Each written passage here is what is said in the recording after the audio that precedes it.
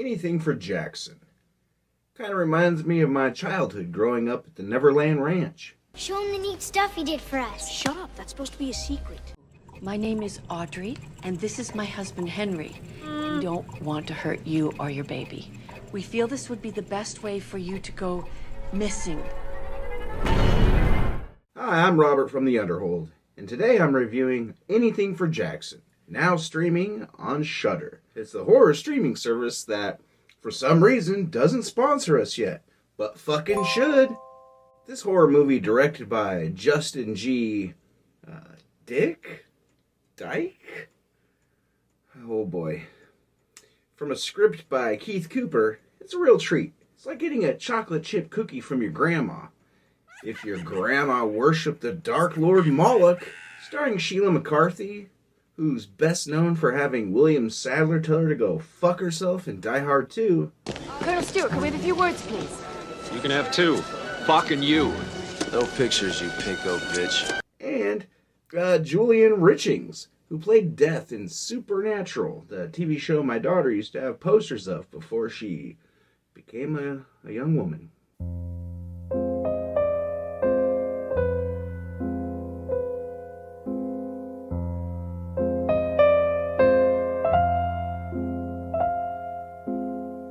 Well, Anything for Jackson, it's a charming, scary good time. It's like a real trip to Grandma's house. Knowing the whole premise going in can kind of ruin the movie the way it's paced. In the description on Shudder, it kind of almost gives away some of the cool twists. So don't even look at that. Just watch it. Just click on the movie and watch it. Alright? I'll try not to spoil most of the movie, but, I'm fucking stupid. So I'll probably do that by accident. Anything for Jackson is essentially about two sweet but grieving grandparents who turn to Satanism as a way to bring back their young grandson.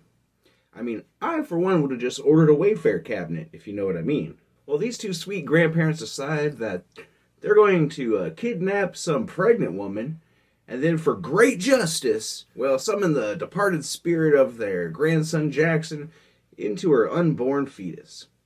Or, I guess at 37 weeks, it's a fucking baby. I don't know. Can you still abort it at that phase? I think you should be able to. Adrenochrome? Well, like any two old grandparents who dabble in the dark arts over a pregnant woman's belly, things go perfectly great. That's sarcasm if you didn't get it.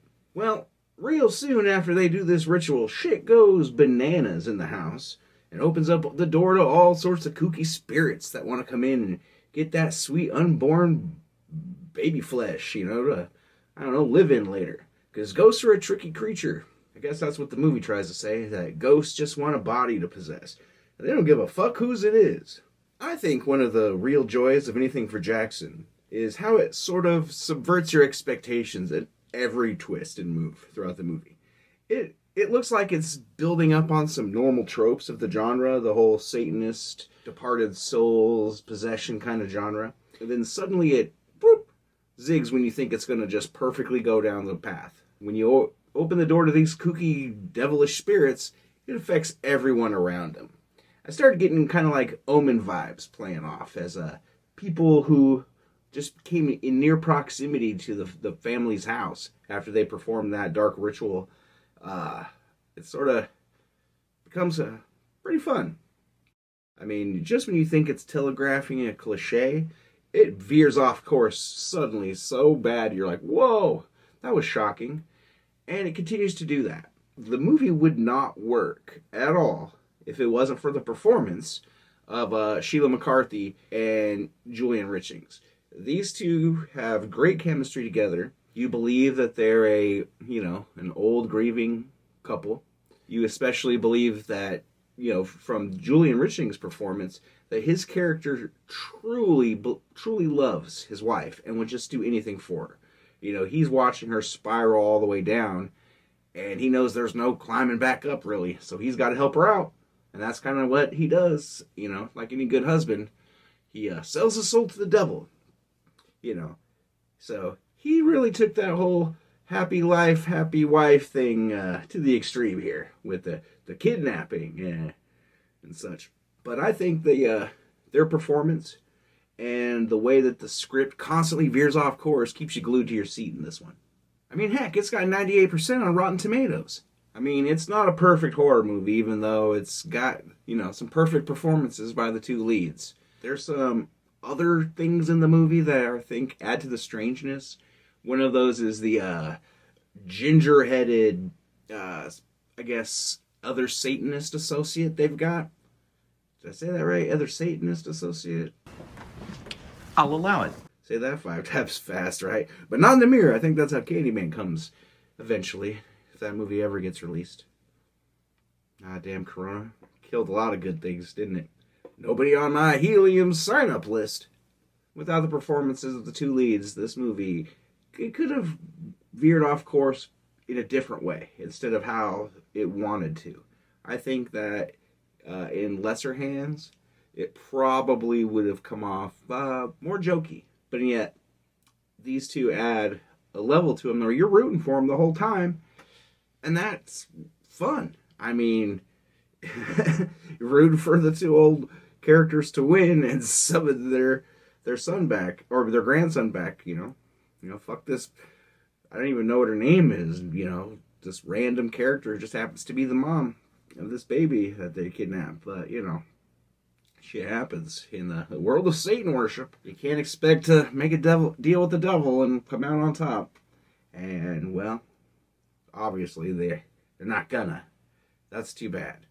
But going with them this whole time is a great wild ride. Yeah, I think the movie starts to ramp up to the film's climax once they get that ginger-headed fellow Satanist to come on over.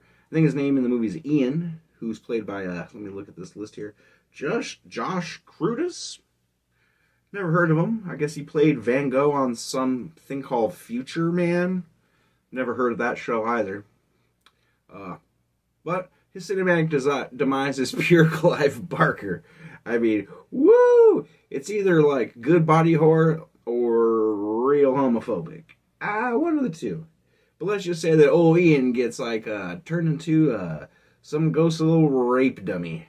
And that's completely spoiling that if, jailhouse male rape is one of your triggers.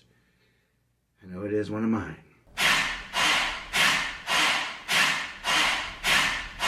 There's more to anything for Jackson, I think, than a whole HBO documentary could cover.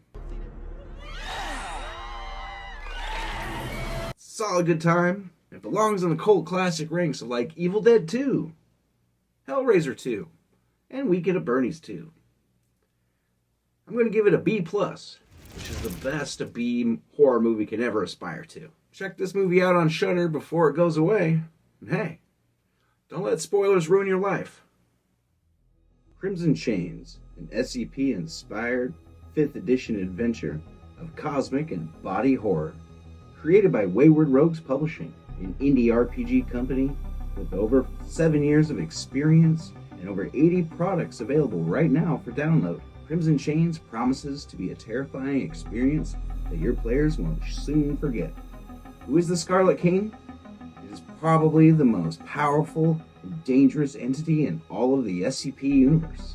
Beyond horrifying, beyond comprehension, beyond challenging, Crimsonchains will shock even the most jaded player. New monsters, new backgrounds, new options will open up terrifying new vistas of reality that will shatter everyone's expectations. This Kickstarter runs from March 30th to April 29th, and you can find the link in the description below. Help this project come to life before the Scarlet King causes all of reality to die. Crimsonchains, SCP Horror for 5th edition. Support today.